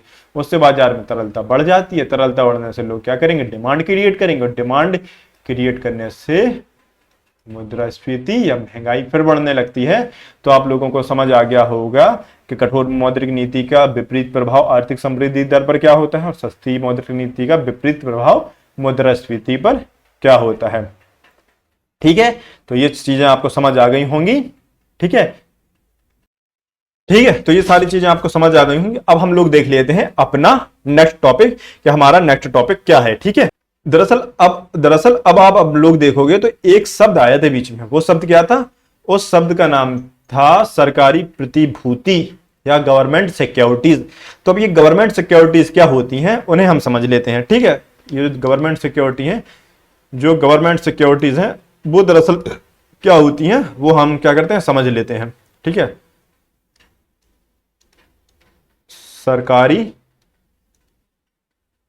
प्रतिभूति, इसको हम इंग्लिश में क्या बोलते हैं? Government securities.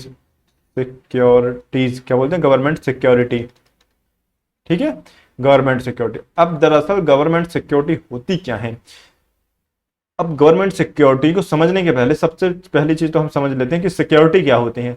तो देख लेते हैं हम क्या इसकी परिभाषा क्या है। दरअसल हम जब इसकी परिभाषा देख लेंगे तो फिर हम इसको समझते हैं कि ये सिक्योरिटी किस चिड़िया का नाम है। दरअसल किसको कह रहे हैं हम सिक्योरिटी? तो जो दरअसल जो सिक्योरिटी है, सिक्योरिटी दरअसल बेसभी दस्तावेज, कौन से दस्तावेज? बेसभी दस्तावेज जिसके द्वारा, किसके द्वारा? उन सभी दस्तावेजों के द्वारा, बेसभी दस्तावेज जिसके द्वारा बाजार से धन एकत्रित किया जा सकता है। ठीक है, उन्हें हम क्या कहते हैं? उन्हें हम क्या कहते हैं? उन्हीं को तो बेटा हम प्रतिभूति कहते हैं। उन्हें कर सकते हैं, उन्हें प्रतिभूति सिक्योरिटी कहते हैं, प्रतिभूति कहते हैं। ठीक है, वे सभी दस्तावेज जिनके द्वारा बाजार से धन एकत्रित किया जा सकता है उन्हें प्रतिभूति कहते हैं। दरअसल ये परिभाषा थोड़ा सा बाउंसर गई होगी, बाउंसर गई होगी ना। कैसी? जैसी उमरान मलिक की बॉल जाती है जम्मू एक्सप्रेस। खैर उसकी बॉल की जितना तो नहीं गई होगी, वो लेजेंड है। खैर वे सभी दस्तावेज जिसके द्वारा हम क्या करते हैं, बाजार से धन एकत्रित किया जा सकता है, धन एकत्रित कर सकते हैं, उन्हें प्रतिभूति कहते हैं। खैर हम इसको एक एग्जाम्पल समझ लेते हैं। मान लेते हैं एक व्यक्ति है, उससे क्या होता है, कुछ पैसों की जरूरत होती है अपना स्टार्टअप यूज करने के लिए। वो व्यक्ति जाता है बैंक और बैंक से कहता है कि यह व्यक्ति, ठीक है, अब वो जाता है एक बैंक में, वो जाता है बैंक के पास और कहता है कि भाई साहब बैंक वाले बाबू मुझे थोड़ा सा लोन दिला दे, बैंक वाले बाबू मुझे थोड़ा सा लोन दिला दे। तो बैंक वाले बाबू कहते हैं कि भैया अगर आपको लोन चाहिए है तो आपको सिक्योरिटी देना होगी। क्या देनी होगी? सिक्योरिटी देना होगी। तो अब ये बाबू थे गांव के, ठीक है। दरअसल मान लेते हैं ये बाबू थे वही वाले जो आलू में से सोना और सोने में से आलू निकाल देते।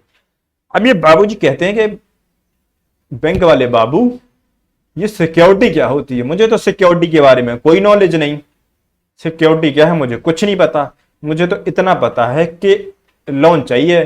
तो वो कहते हैं भाई साहब अगर आपको लोन चाहिए है तो आपको बदले में कुछ चीज गिरवी रखना होगी, अपनी गिरवी रखना होगी। क्या रखनी होगी? गिरवी। तभी उसी आधार पर हम क्या कर सकते हैं, आपको ऋण दे पाएंगे। तो इन भाई साहब को आता है याद। भाई साहब कहते हैं कि हाँ मेरे पास क्या है, मेरे पास लगभग 30 एकड़ जमीन है। कितनी? 30 एकड़ जमीन। ठीक है, तो मैं 30 एकड़ जमीन आपके पास गिरवी रख देता हूं। तो बैंक वाले कहते हैं कि ठीक है भाई साहब, आप अपनी उस जमीन के जो कागज हैं वो कागज मुझे दे दीजिए, जो उस जमीन के डॉक्यूमेंट हैं। क्या है? डॉक्यूमेंट। जो भी दस्तावेज हैं, क्या है? दस्तावेज। वो क्या करिए, आप हमें दे दीजिए। तो व्यक्ति जाता है घर और दस्तावेज लाता है और दस्तावेज क्या करता है, दस्तावेज क्या करता है, वो जो डॉक्यूमेंट है वो बैंक को दे देता है। बदले में बैंक क्या करता है, इन भाई साहब को क्या दे देता है? ऋण। जितने भी ऋण की आवश्यकता थी। तो अब आपको समझ आई। अब देखा आपने कि ये जो व्यक्ति थे, इन्हें क्या चाहिए था? ऋण। इस ऋण के लिए, ऋण मतलब क्या? धन। इन्हें क्या चाहिए था? धन। अब इस धन के लिए इन व्यक्ति ने ये दस्तावेज दिए। कौन से? ये दस्तावेज किसको दिए? बैंक को दिए। और इस दस्तावेज के माध्यम से इन्होंने क्या किया? बाजार से क्या कर लिया? धन उगार लिया, या धन की उगाही कर ली, या हम कहें धन को क्या कर लिया? एकत्रित कर लिया। किसके माध्यम से? इस दस्तावेज के माध्यम से क्या कर लिया? धन को एकत्रित कर लिया। तो हमने कहा प्रतिभूति क्या है? प्रतिभूति जब हम समझा रहे तो प्रतिभूति क्या है? तो वे सभी दस्तावेज। कौन से दस्तावेज? तो वे सभी दस्तावेज जिनके द्वारा क्या किया जा सकता है? बाजार से। कहां से? बाजार से धन एकत्रित किया जा सकता है। उसी को हम क्या कह रहे? दरअसल उसी को तो हम क्या कह रहे? उसी को तो हम कह रहे हैं प्रतिभूति। तो आप लोगों को यह समझ आ गया कि प्रतिभूति दरअसल क्या है। ठीक है, तो अब आप लोगों का सवाल उठेगा, सर दरअसल प्रतिभूति नहीं, सरकारी प्रतिभूति हमें समझना थी। क्या समझनी थी? सरकारी प्रतिभूति। तो मैंने कहा मेरे बच्चों, ठीक है, अगर आपको प्रतिभूति समझ आ गई तो सरकारी प्रतिभूति किस खेत की मूली है वो भी समझ आ ही जाएगी। अब जैसे कि ये लिखा है बेसभी दस्तावेज जिसके द्वारा बाजार से धन एकत्रित किया जा सकता है उन्हें क्या कहते हैं, प्रतिभूति। ठीक है, तो आपको समझ आ गया ऐसे दस्तावेजों को हम क्या कह रहे हैं, प्रतिभूति। अब अगली लाइन हम क्या जोड़ सकते हैं कि जिन प्रतिभूतियों से, किससे, जिन प्रतिभूतियों से, जिन प्रतिभूतियों से सरकार, किसके द्वारा, सरकार के द्वारा धन एकत्रित किया जाता है उसे सरकारी प्रतिभूति कहते हैं। क्या कहते हैं उसे, सरकारी प्रतिभूति कहते हैं। तो ठीक है क्या, इसको इंग्लिश में क्या कहते हैं, गवर्नमेंट सिक्योरिटीज। ठीक है, गवर्नमेंट सिक्योरिटी। देखो बेसभी दस्तावेज जिनके द्वारा बाजार से क्या किया जा सकता है, धन एकत्रित किया जा सकता है, उन्हें हम प्रतिभूति कहते हैं। और जिन प्रतिभूतियों के माध्यम से सरकार धन एकत्रित करती है उसे सरकारी प्रतिभूति कहते हैं। दरअसल ये जो सरकारी प्रतिभूति होती है, इन सरकारी प्रतिभूतियों का जो उद्देश्य होता है, हर चीज का एक उद्देश्य होता है। ठीक है ना, जैसा आपका यूपीएससी की तैयारी करने का भी कोई उद्देश्य होगा। आपका यूपीएससी की तैयारी करने का उद्देश्य क्या है, क्या है आपकी यूपीएससी की तैयारी करने का उद्देश्य, ताकि आप क्या बन सकें, आईएएस, कलेक्टर बाबू। हमारी या आपकी, सभी लोगों की यूपीएससी की तैयारी करने का उद्देश्य यही है कि वो आईएएस बन सकें, या कोई आईपीएस बनना चाहता है, या कोई आईआरएस बनना चाहता है, कोई आईएफएस बनना चाहता है। ठीक है, दरअसल हर एक व्यक्ति का कोई ना कोई उद्देश्य होता है। इसी तरह से इन सरकारी प्रतिभूतियों का भी कोई उद्देश्य है। उसका उद्देश्य क्या है, उसका उद्देश्य यही है जो आप पढ़ चुके हैं, वो क्या है, धन एकत्रित करना। तो जब धन एकत्रित करना, दरअसल सरकारी प्रतिभूतियां धन एकत्रित करने के उद्देश्य से ही जारी की जाती हैं। ठीक है, जो जो सरकारी प्रतिभूतियां होती हैं, दरअसल ये क्या होता है, एक निवेश का सुरक्षित विकल्प होता है। क्या होता है, निवेश का सुरक्षित विकल्प। अगर आप अगली लाइन जोड़ना चाहें तो आप अगली लाइन ये जोड़ सकते हैं कि जो सरकारी प्रतिभूतियां हैं वो निवेश का सुरक्षित विकल्प होती हैं।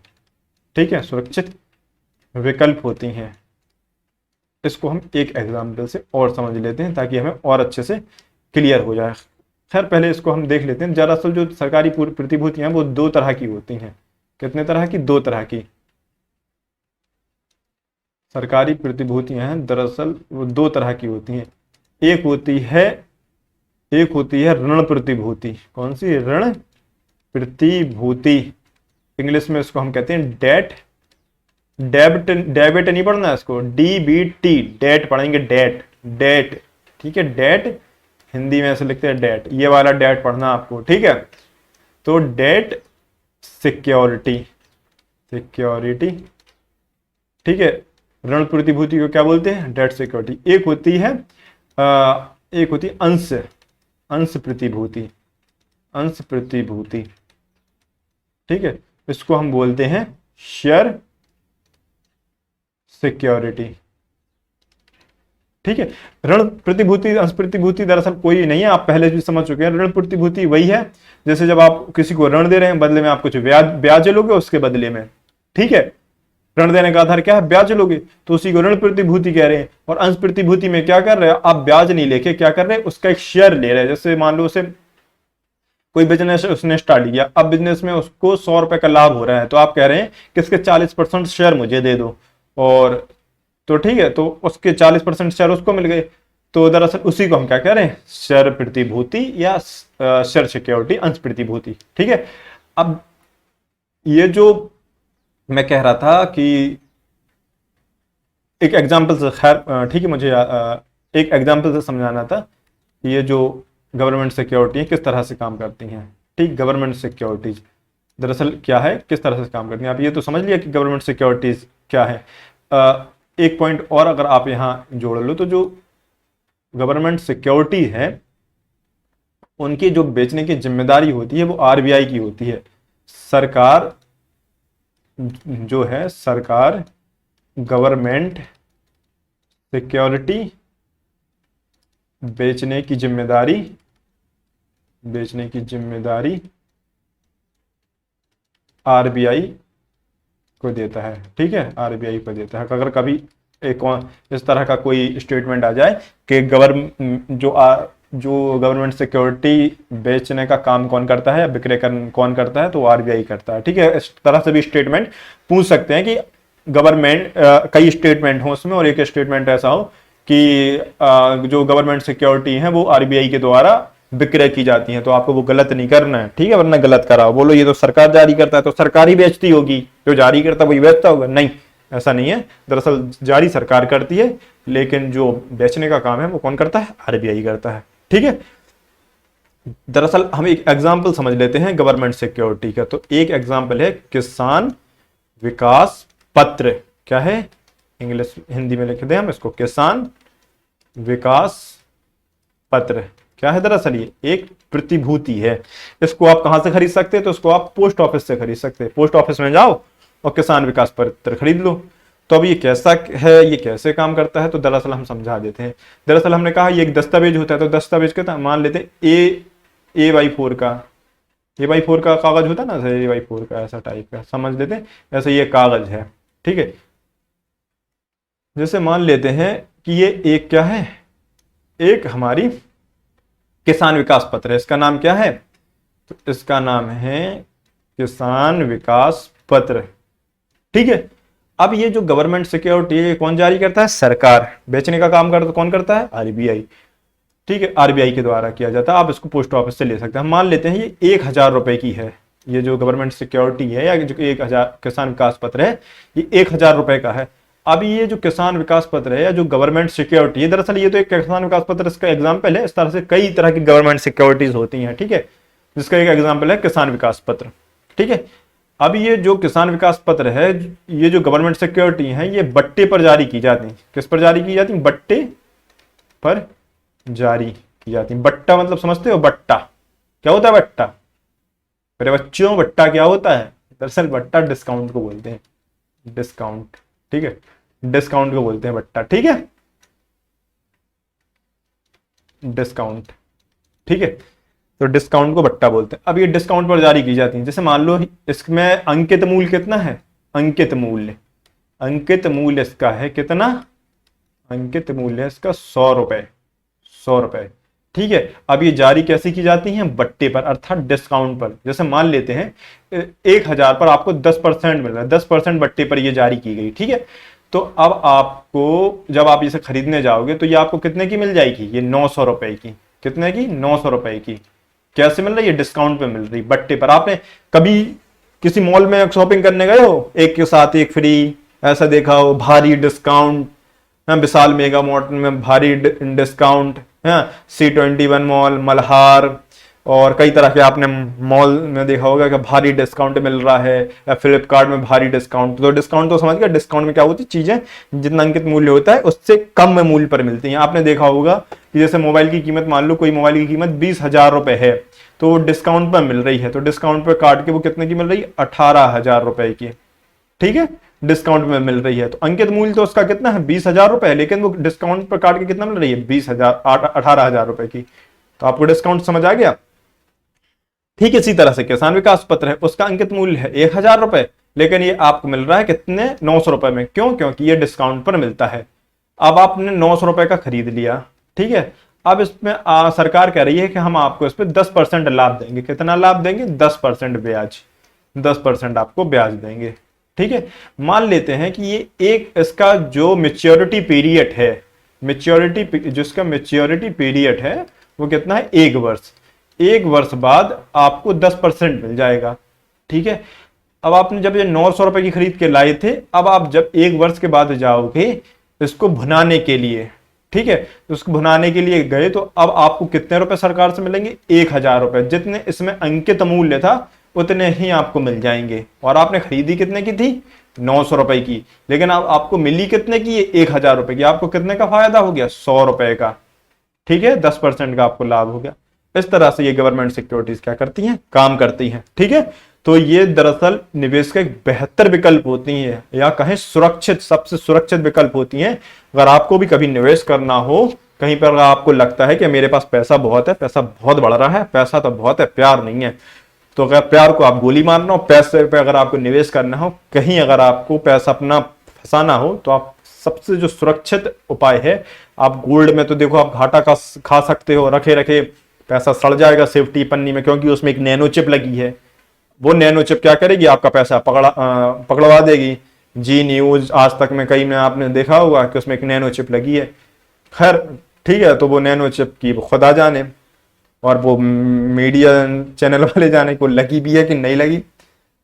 खैर ठीक है, तो वो आपको पता चल जाएगा। अगर आपको कहीं पे भी पैसा इन्वेस्टमेंट करना है, तो सबसे पहले अगर आप चाहते हैं, अगर आप डरते हैं कहीं इन्वेस्टमेंट करने से, आप चाहते हैं कि सबसे सुरक्षित जगह हम अगर इन्वेस्टमेंट कर रहे हैं, तो सबसे जो सुरक्षित उपाय, जो साधन है या जो सबसे सुरक्षित विकल्प है, वो क्या है, गवर्नमेंट सिक्योरिटी, जहां से आपको 100% क्या है, 100% आपको लाभ तो मिलेगा, ताकि साथ ही ये सुरक्षित है, 100% सुरक्षित, सुरक्षा का वादा, 100% सुरक्षा का वादा। ठीक है, तो खैर आज हम लोग अपनी क्लास को करते हैं यहीं पूरा, और आशा करते हैं जो कुछ सारी चीजें हमने पढ़ी हैं वो सारी चीजें आपको क्या हुई होंगी, समझ आ गई होंगी। और जब आपको ये सारी चीजें समझ आ गई हैं, तो अब आप क्या होंगे, चीजों को आसानी से समझ पाएंगे। ठीक है, आसानी से समझ पाएंगे। तो खैर हम लोग देख लेते हैं, हमने जो सरकारी प्रतिभूतियां, फिर से एक बार रिवीजन कर लेते हैं। सरकारी प्रतिभूतियां क्या है, वे सभी दस्तावेज जिसके द्वारा बाजार से धन एकत्रित किया जा सकता है, उन्हें क्या कहते हैं, प्रतिभूति। ठीक है, जिन प्रतिभूतियों के द्वारा सरकार धन एकत्रित करती है उन्हें सरकारी प्रतिभूतियां कहते हैं। ठीक है, जो सरकारी प्रतिभूतियां हैं उनका उद्देश्य धन को एकत्रित करना होता है। दरअसल ये क्या होती हैं, निवेश का सुरक्षित विकल्प होती हैं। क्या होती हैं, निवेश का सुरक्षित विकल्प होती हैं। ठीक है, जो प्रतिभूतियां हैं वो दो तरह की होती हैं। एक ऋण प्रतिभूति, जिसे हम डेट सिक्योरिटी कहते हैं इंग्लिश में, एक होती है अंश प्रतिभूति, इसको इंग्लिश में कहते हैं शेयर सिक्योरिटी। ठीक है, क्या कहते हैं, शेयर सिक्योरिटी। और एक होती है, ठीक है, ये अब जो सरकार है, जो गवर्नमेंट सिक्योरिटी, ये जो प्रतिभूतियां हैं, सरकारी प्रतिभूतियों को बेचने का काम किसको दे रखा, तो वो है आरबीआई को। ठीक है, उसका एक एग्जांपल क्या समझा हमने, केबीपी, किसान विकास पत्र। तो ये सारी चीजें हमने समझ ली। अब हम मिलते हैं कल अपने नेक्स्ट वीडियो में, जहां हम किसी और टॉपिक पर चर्चा कर रहे होंगे। ठीक है, तो हम देखेंगे कल। खैर आप इन चीजों को रिवीजन करिए, मल्टीपल रिवीजन करते चलिए, ताकि आप क्या हो, अपनी जो तैयारी है उसको बेहतर बना सकें। ठीक है, तो मिलते हैं नेक्स्ट वीडियो में। Bye, good.